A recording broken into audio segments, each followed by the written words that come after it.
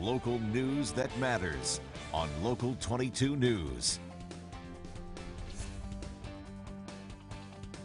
At this place in history, we're on the edge of Lake Dunmore in Salisbury with Executive Director of the Vermont Historical Society, Steve Perkins. Steve, what brings us to the spot today? So Amanda, we are in front of a very famous cave from fictional Vermont history. So, and I say fictional, this is romance. This is pure Vermont romance. So if we think about folks who wrote about the beginnings of Vermont and kind of creating these larger than life figures like Ethan Allen and the Green Mountain Boys in all of its fictional glory. One of them was D.B. Thompson.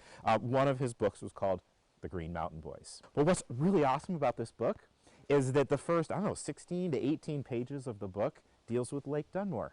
And it talks about paddling canoes on Lake Dunmore and really gets into that romantic vision of the Green Mountain Boys avoiding British spies and Native Americans. And he describes this cave in the book as their hideout. So he says, on reaching the shore, the party, after taking out their fish and carefully concealing their canoe in a thick clump of overhanging bushes, proceeded to their retreat, what proved to be a cavern in the rocks. It goes on to then talk about this and how they could cook here and be safe from marauding British spies and their Indian allies. It's fiction. This book's fiction. Now, what made this cave kind of really grow in interest was some actions of the Daughters of the American Revolution. In 1906, and that's what this sign says right here, it's hard to read, engraved into the front of the cave, memorialize it is at the Green Mountain Boys cave by the Daughters of the American Revolution.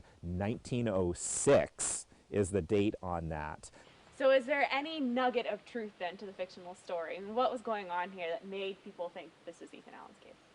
Yeah, well, a couple of things. Certainly this area was being settled, and as we know, the Green Mountain Boys was a vigilante group that grew up under the leadership of Ethan Allen, first to push New Yorkers off of the land. So they're competing land grants to what's now Vermont. So New York granted plots of land, as did New Hampshire. And they fought, somewhat of a vigilante or guerrilla action against the New Yorkers over time. And so that was going on in this area, which kind of brought Ethan Allen's fame, and you see that in the book here. And then, how was this cave found? And perhaps, when the glass company was running, they needed a lot of lumber. And this area was pretty much denuded of trees as they cut it down for the charcoal and the potash they needed for glass production. And that very likely would have discovered this cave formation.